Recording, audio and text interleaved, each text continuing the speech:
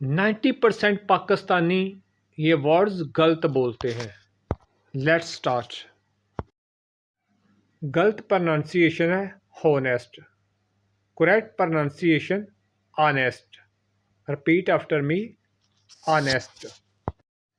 और इसका उर्दू मीनिंग है ईमानदार। अगला हमारा वर्ड है आलमंड, जो कि गलत है। सही है आमंड।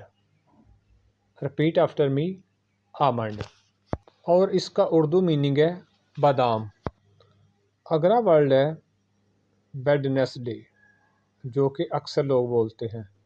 सही इसकी प्रोनाउंसिएशन है वेनसडे, वेनसडे। और इसका मीनिंग है बुध का दिन। अगला वर्ड है रिसीप्ट, जो कि गलत है। सही है रिसीट। रिपीट आफ्टर मी, रिसीट। और इसका उर्दू मीनिंग है रसीद। हमारा अगला वर्ड है डेबिट। बहुत बड़ी तादाद में ये लोग गलत बोलते हैं और इसमें तलबा की तादाद ज़्यादा है, तो सही है डेट।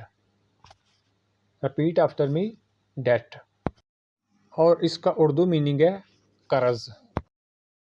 नेक्स्ट वर्ड है आइसलैंड, या इसको इजलैंड लोग पढ़ते हैं।